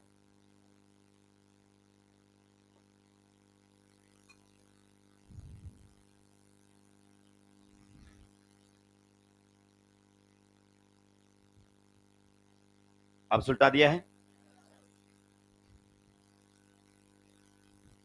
कोई तिगड़मबाजी नहीं बताई मैंने, एकदम प्योर कॉन्सेप्ट बताया आपको। असर्शन रीजन का क्वेश्चन भी बनाएगा तो आपको लैंग्वेज साफ वही दिखाई देगी। मैं बहुत बार कहता रहता हूं कि केमिस्ट्री के अंदर आपकी लैंग्वेज हमेशा ऑथेंटिक होनी चाहिए। अगर आप तिगड़मबाजियों से क्वेश्चंस को सॉल्व करते हैं तो वो आपको असर्शन रीजन स्टेटमेंट में वैसी लैंग्वेज नहीं मिलेगी और फिर आप सुलझ जाएंगे। और अगर आप बिल्कुल बढ़िया तरीके की लैंग्वेज इस्तेमाल में ले रहे हो तो आपको लगेगा ये तो नोटबुक का ही क्वेश्चन। तो मजा एक ही टाइम आता है, या तो क्लास में या फिर एग्जामिनेशन सेंटर पर। Choice is yours.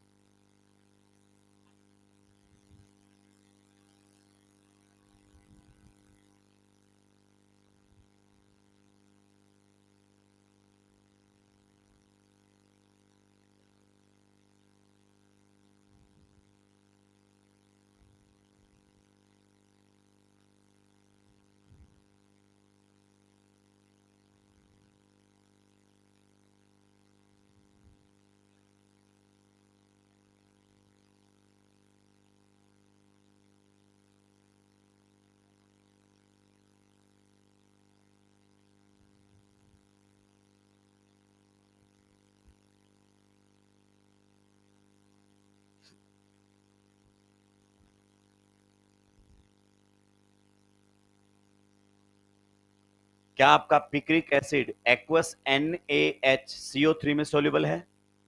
यस। अगर रिएक्शन फॉरवर्ड डायरेक्शन में जा रही है तो सोल्यूबल है, अगर नहीं जा रही है तो सोल्यूबल नहीं है। अगर आपने आयोनिक पढ़ा होता तो मैं इसको और अच्छे से लिंक कर पाता। तो फिर इसका मतलब कभी नहीं होगा, हो जाएगा, क्योंकि ये बातें कार्बोक्सिलिक एसिड चैप्टर में फिर रिपीट होंगी। अभी हम सारे जियो से एक साथ पढ़ रहे हैं, फिर हम चैप्टर वाइज चलेंगे तो मैं आपको बताऊंगा, देखो हमने ये जीओसी में पढ़ा हुआ है, पर ये टॉपिक यहाँ, तो आप यहां भी पढ़िए इसको। एनसीईआरटी में जहां जहां आएगा उसको तब तब उतनी बार हम पढ़ेंगे, क्योंकि फाइनल पेपर बिल्कुल एनसीईआरटी के हिसाब से बनेंगे आपके, major semi major part test.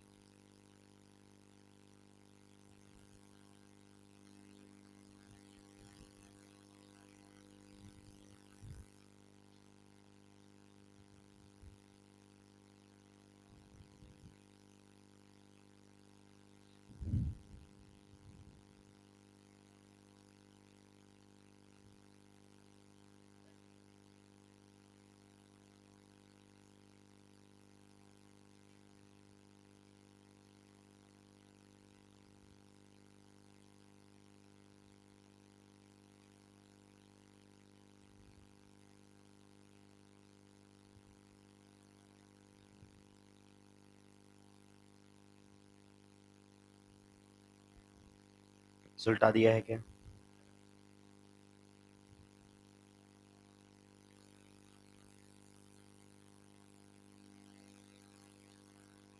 Module solve कर लें। डिस्कशन भी रखा जाएगा और आप अपने डाउट्स इंडिविजुअली भी पूछ सकते हैं।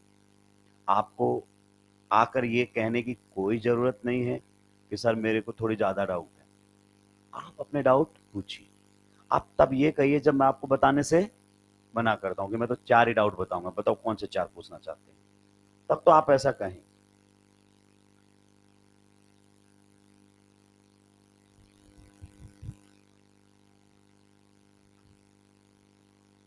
डाउट आना और कोई बुरी बात, डाउट आना अच्छी बात है। इसका मतलब आपको समझ में आ रहा था और आपने जो सोचा वैसा उसका आंसर नहीं आया, पर उसको क्लियर नहीं किया ना, तो ये बुरी बात है।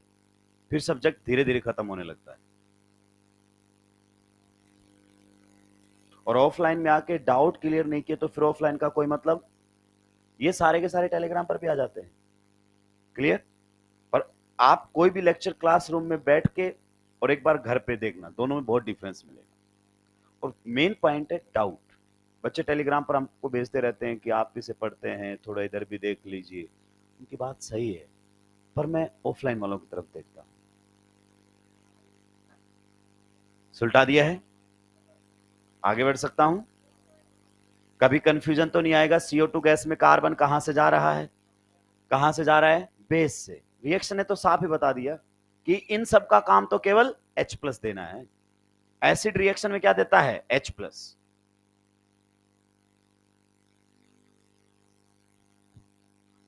अब आगे बढ़ सकता हूं दोस्तों।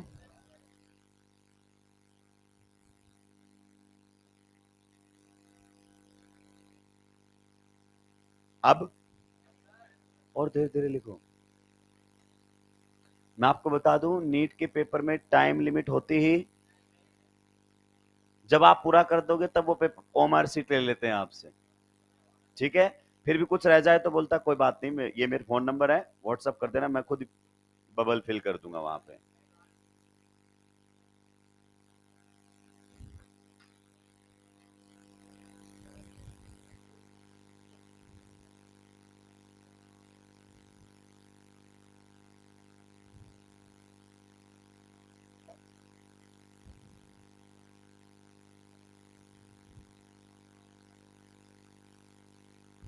Phenol is soluble in aqueous NaHCO3 और नॉट, नॉट।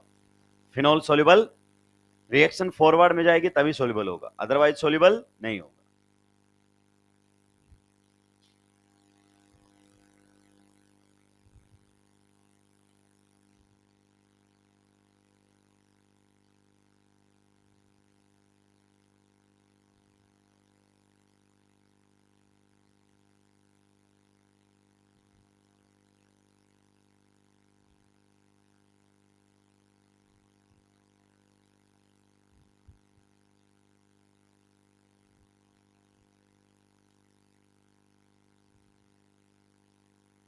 सुलटा दिया है।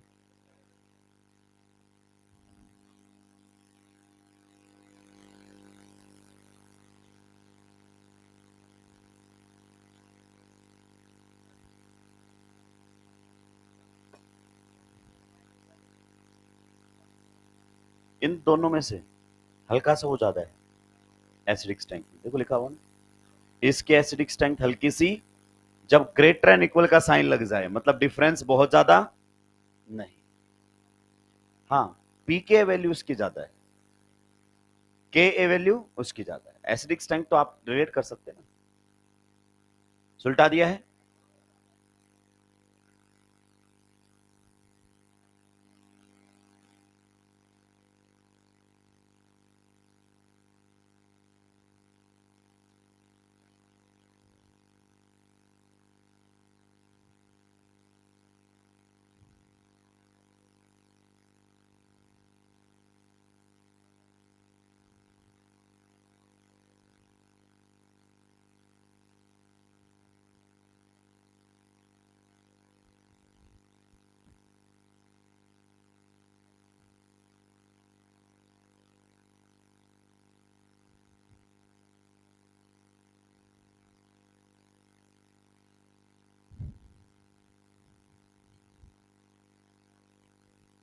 सुलटा दिया है।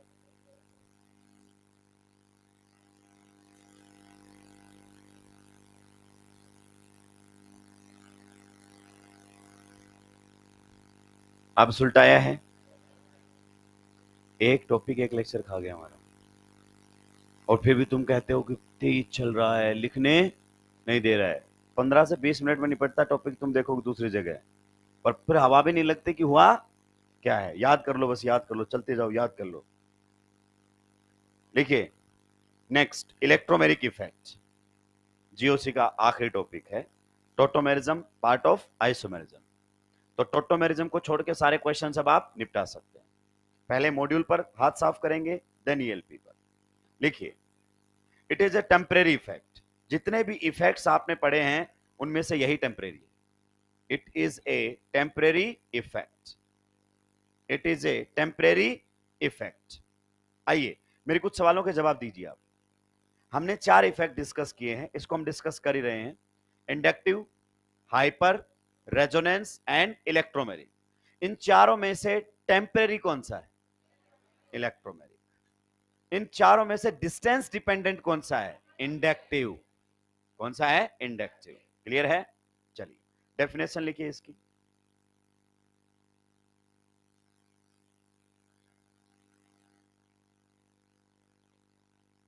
The organic compounds having multiple bond,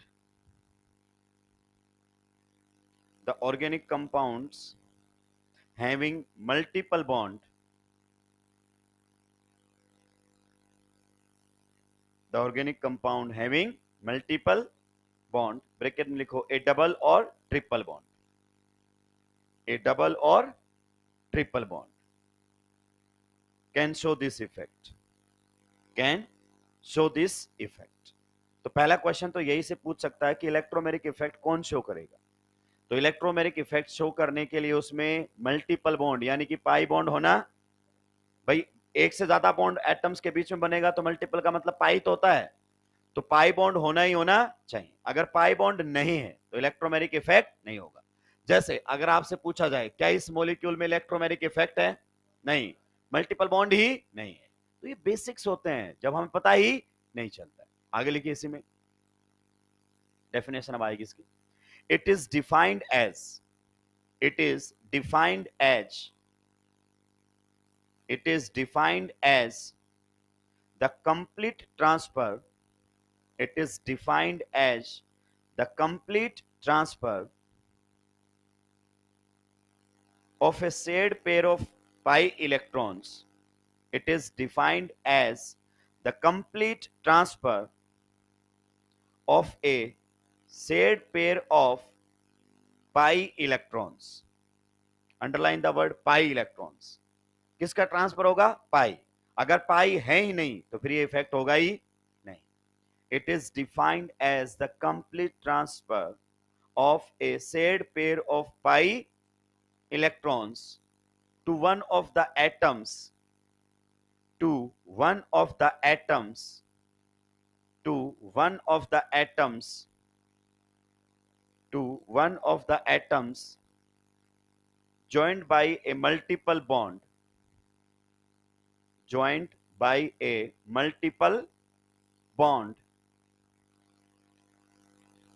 joined by a multiple bond on the demand of an attacking reagent, on the demand of an attacking reagent, on the demand of an attacking reagent।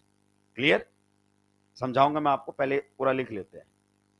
अगर पाई bond के, जैसे x और Y के बीच में क्या है? Pi bond, तो कहता है इस पाई बॉन्ड के इलेक्ट्रॉन्स का, इसमें 2 इलेक्ट्रॉन है कि नहीं है, इन इलेक्ट्रॉन्स का किसी एक पर चले जाना, या तो एक्स पर चले जाना या वाई पर चले जाना। किसकी डिमांड पर? Attacking reagent. रिएजेंट 2 होते हैं, इलेक्ट्रोफाइल या न्यूक्लियोफाइल। किसके साथ जब कोई रिएक्शन करने आएगा ना तो उसकी डिमांड पर ये दोनों इलेक्ट्रॉन्स किसी एक पर चले जाएंगे। मतलब ये टेम्परेरी इफेक्ट है। जब कोई रिएक्शन करने आएगा तभी ये रोल में होगा, अगर रिएक्शन करने वाला गायब तो इफेक्ट भी गायब। ये तभी आता है रोल में जब कोई रिएजेंट रिएक्शन करने के लिए आएगा। इसको हम 2 कैटेगरी में डिवाइड करते हैं, ई इफेक्ट को। कितनी कैटेगरी में डिवाइड करेंगे? 2। आप जानते हैं सारे ही हम 2 में डिवाइड किए हैं। एक हमारे सामने कौन सा रहेगा? पॉजिटिव। एक हमारे सामने है positive electromeric effect. Positive electromeric effect. In short बच्चे इसको हम क्या बोल सकते हैं? माइनस कैसे? प्लस ही सामने लिखा हुआ है, पॉजिटिव इलेक्ट्रोमेरिक इफेक्ट कह रहे हैं माइनस ही। चप्पल 2-4 बार पहनो, निकालो, कनेक्ट हो जाओगे इससे। लिखिए, पॉजिटिव इलेक्ट्रोमेरिक इफेक्ट यानी कि प्लस ई। लिखिए इसके नीचे, in this effect the pi electrons of the multiple bond, in this effect the pi electrons of the multiple bond, in this effect the pi electrons of the multiple bond are transferred, in this effect the pi electrons of the multiple bond are transferred to that atom,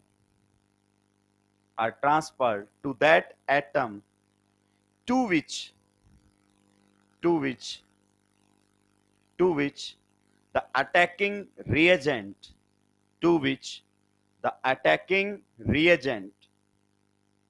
gets attached, to which the attacking reagent gets attached।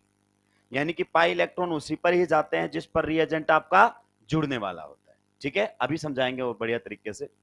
दूसरा हमारे सामने कौन सा रहेगा बताइए? Negative electromeric effect. Negative electromeric effect, इसको क्या बोलेंगे अपन? प्लस ई, क्योंकि माइनस अपन उसको बोल चुके हैं। देखिए इसमें negative electromeric effect minus E effect.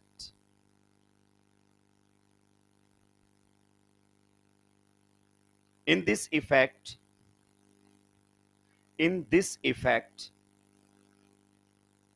the pi electrons of the multiple bond, in this effect, the pi electrons of the multiple bond, in this effect, the pi electrons of the multiple bond are transferred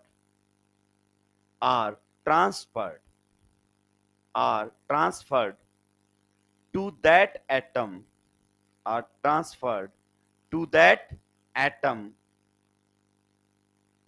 at which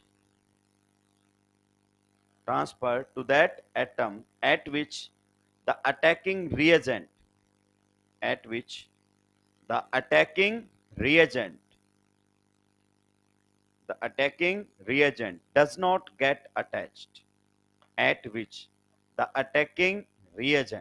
does not get attached, clear? चलिए अब आप इसको एक बार समझेंगे, सभी के pen down होने चाहिए। मैं आपको ई इफेक्ट प्लस ई और माइनस ई के थ्रू समझा दूंगा। आप बताइए, यहां पर कार्बन कार्बन के बीच में मल्टीपल बॉन्ड है कि नहीं है? तो यहां इलेक्ट्रोमेरिक इफेक्ट हो सकता है, अभी नहीं है। जब इसके साथ कोई रिएक्शन करने के लिए आएगा तभी इफेक्ट आएगा, इसलिए इसको टेम्परेरी इफेक्ट कहते हैं। मान लीजिए रिएक्शन करने के लिए आपका रिएजेंट आ गया है H प्लस, क्या आ गया है? और हम जानते हैं H प्लस आपका क्या होता है? इलेक्ट्रो, आ गया रिएजेंट। अब कहता है ये जो पाई बॉन्ड है ना, ये टूटेगा किसकी डिमांड पर? H प्लस की डिमांड पर, इसके हिसाब से टूटेगा pi bond. Clear? On the demand of the attacking reagent pi bond का टूटना इलेक्ट्रोमेरिक इफेक्ट कहलाता है। तो किसी में अगर पाई बॉन्ड नहीं है तो उसमें इलेक्ट्रोमेरिक इफेक्ट नहीं लग सकता। अब आप सोचिए इसको क्या चाहिए? इसको इलेक्ट्रॉन्स। तो ये बोलेगा कि इस पाई बॉन्ड को तोड़ दो। क्या करो? तोड़ दो। ऐसे तोड़ो कि 2 इलेक्ट्रॉन किसी एक पर चले जाए। तो यानी कि अगर हम इसको इस प्रकार से देखें तो हमने इस बॉन्ड के दोनों इलेक्ट्रॉन्स, आप समझिए इस बॉन्ड में कितने इलेक्ट्रॉन थे? 2 पाई इलेक्ट्रॉन्स थे ना, दोनों इलेक्ट्रॉन किसी एक पर दे दिए। ये किसकी डिमांड पर दिए? इसकी डिमांड पर। तो बताइए यहां क्या बन जाएगा? प्लस, और यहां क्या बन जाएगा? माइनस। अब आप खुद सोचिए H प्लस प्लस वाले पर जुड़ेगा या माइनस वाले पर जुड़ेगा? सही बात है कि नहीं? यानी कि जब यहां पर रिएक्शन होगी तो आपको इस प्रकार से जुड़ता हुआ नजर आएगा। यहां पर कौन जुड़ा हुआ नजर आएगा और यहां पर क्या बना हुआ होगा? केटायन। इसका मतलब आप समझिए आपके पाई बॉन्ड के दोनों इलेक्ट्रॉन इसी कार्बन पर गए हैं क्या? इसी पर गए हैं। और आपका जो रिएजेंट है क्या वो भी इसी कार्बन पर आकर जुड़ा है? तो जिस कार्बन पर इलेक्ट्रॉन्स जाएं उसी पर ही कौन जुड़ जाए? रिएजेंट। जिस कार्बन पर पाई इलेक्ट्रॉन्स गए उसी पर ही कौन आकर जुड़ गया? तो प्लस ही कहलाएगा। क्या कहलाएगा? प्लस ही। ठीक है। अगर ऐसा नहीं हुआ तो माइनस ही। जैसे मान लीजिए यहां पर आप बताइए पाई बॉन्ड है कि नहीं है? इलेक्ट्रोमैग्नेटिक इफेक्ट हो सकता है कि नहीं हो सकता है? रिएक्शन करने के लिए कौन आ रहा है आपके सामने? Cn minus. कौन आ रहा है? Cn minus. Anion, anion nucleophile होता है, हमें उस पर ध्यान नहीं देना है। न्यूक्लियोफाइल है। क्या है? न्यूक्लियोफाइल।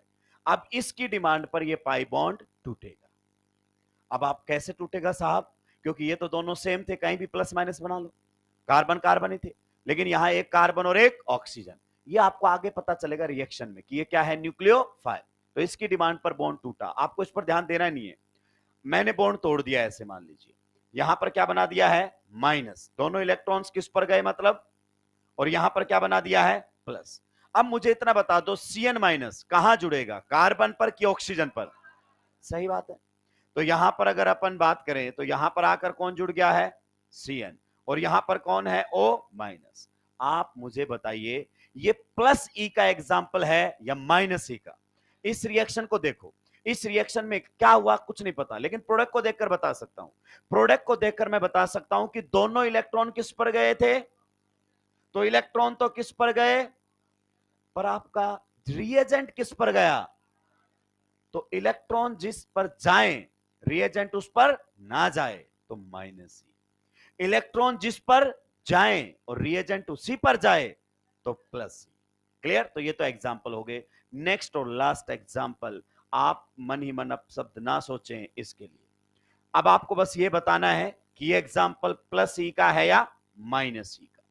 मैं कुछ नहीं बताऊंगा तोड़ के, आप खुद ही सोचना कि किस प्रकार से यहां पर बातें हुई होंगी। ये रिएक्शन आपके सामने दिया हुआ है, आपसे पूछ रहा है कि बताइए ये प्लस ई का एग्जाम्पल है या माइनस ई का एग्जाम्पल। पहचान लिया? ऐसे पहचानना होता है। कैसे पहचाना? अब कुछ सोच रहे हैं अलग से कैसे बताया। अरे ये कौन है? माइनस। तो माइनस माइनस वाले पर जुड़ेगा कि प्लस वाले पर? तो अगर मान लीजिए आपने बॉन्ड तोड़ा होगा इस प्रकार से, तो दोनों इलेक्ट्रॉन मान लीजिए मैंने इसको दे दिए, कैसे पता चला आपको किसको दिए? नेगेटिव है ना उस पर, यही से तो पता चल रहा है। तो यहां पर दोनों इलेक्ट्रॉन आ गए तो इस पर कैसा चार्ज आ गया और इस पर कैसा आ गया? तो आप सोचो आपका Cn तो कहां जुड़ा है? यहां। और इलेक्ट्रॉन कहां गए हैं? वहां। यानी कि जिस एटम पर आपके पाई बॉन्ड के इलेक्ट्रॉन गए उस पर तो रिएजेंट जुड़ा ही, इसका मतलब माइनस। क्या है? माइनस। आज के इतना ही, बाकी बात करेंगे अगली क्लास में। आप सभी का बहुत बहुत धन्यवाद। नेक्स्ट क्लास में टोटोमेरिज्म, और टोटोमेरिज्म को मैं एक प्रकार से रिएक्शन का ही पार्ट मानता हूं, क्योंकि आप समझिए रिएक्शन ही वहां से इन्वॉल्व हो जाएंगी। चलिए बढ़िया तरीके से आप रिवाइज करेंगे, मॉड्यूल के डाउट्स आप मुझसे पूछते रहेंगे।